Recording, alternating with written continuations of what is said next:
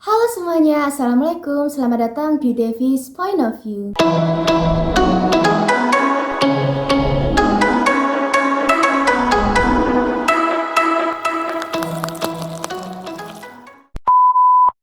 Apa kabar kalian semua? Aku harap kalian dalam keadaan yang baik ya.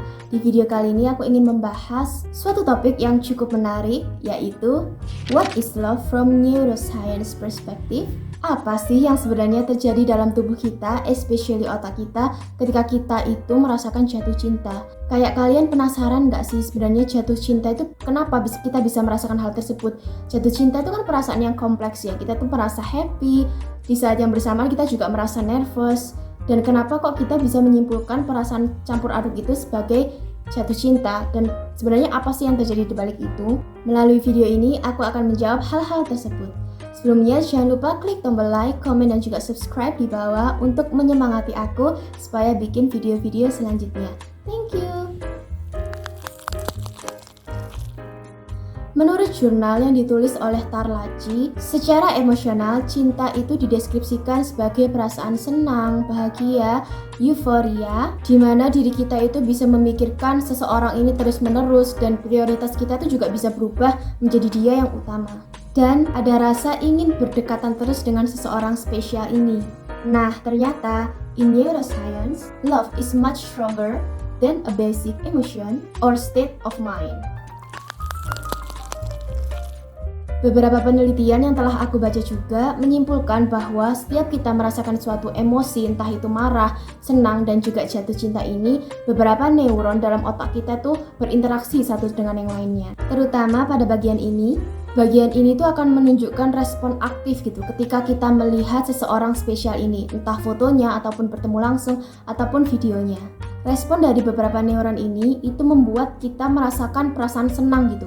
Hal tersebut mendorong kita untuk ingin terus melihat orang spesial ini. Entah mungkin kita stalking IG-nya untuk bisa melihat fotonya, ataupun misalnya dia lagi ngepost foto kok kita rasanya happy ya kayak lihat wajahnya, ataupun ingin bertemu langsung. Efek ini itu mirip banget sama orang yang misalnya kecanduan kopi ataupun kecanduan obat-obat terlarang.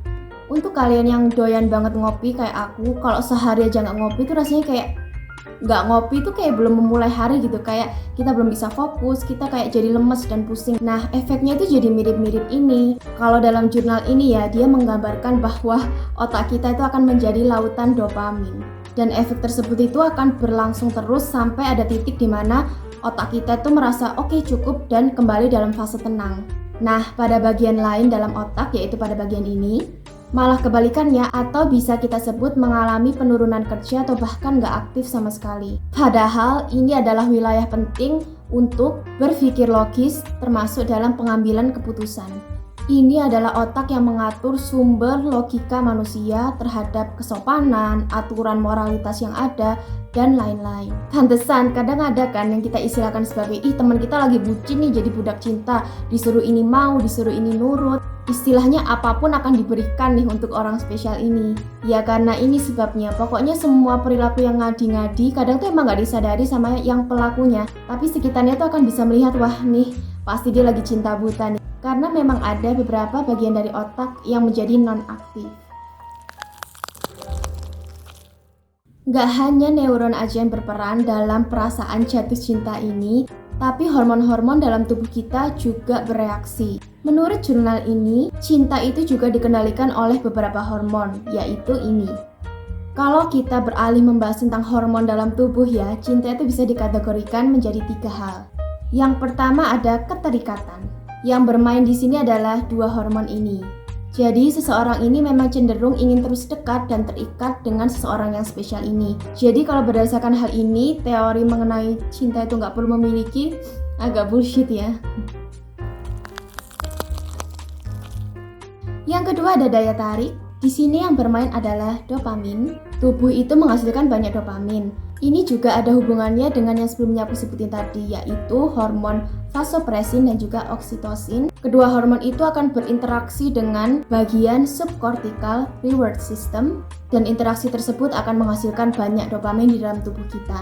Interaksi tersebut yang bisa menghasilkan dopamin, agar dopamin ini muncul, ada pemicunya, yaitu ketika kita bisa menghabiskan waktu dengan orang spesial ini, kita bisa sharing, ngobrol, dan berdekatan dengan orang spesial ini. Nah, rasanya itu jadi yang tadi aku bilang, seperti kita yang doyan kopi jadi kayak nggak bisa nih kalau nggak kopi, ataupun obat-obatan terlarang yang menjadi candu, rasanya itu benar-benar mirip seperti itu. Serotonin pun masuk di dalam bagian ini. Ketika kita jatuh cinta, hormon serotonin ini menurun. Efeknya adalah kita tuh jadi merasa cemas, overthinking, terkadang juga jadi nggak nafsu makan, bahkan susah tidur karena pikiran ini dikuasai oleh orang yang spesial ini. Pada bagian ketiga ada lust atau nafsu. Yang berperan di sini adalah hormon testosteron dan juga estrogen. Kedua hormon ini akan meningkatkan libido sehingga membuat kita tuh menjadi lebih agresif. Ini terjadi pada perempuan dan juga laki-laki ya, karena perempuan dan laki-laki pun memiliki kedua hormon ini dengan kadar yang berbeda tentunya. Makanya kenapa kadang laki-laki kalau memang suka sama seseorang pasti akan ngejar dan melakukan PDKT. Itu adalah hal yang lumrah. Dan untuk perempuan pun memang ada beberapa tipe perempuan yang memang suka mendekati pria duluan. Tapi untuk mereka yang gengsinya besar dan memang nggak biasa untuk make a first move, terkadang saat hormon ini benar-benar tinggi, kita tuh jadi kayak berani gitu, muncul perasaan berani. Oke, aku akan misalnya ngechat dia duluan, telepon dia duluan, tiba-tiba tuh jadi berani gitu di suatu waktu.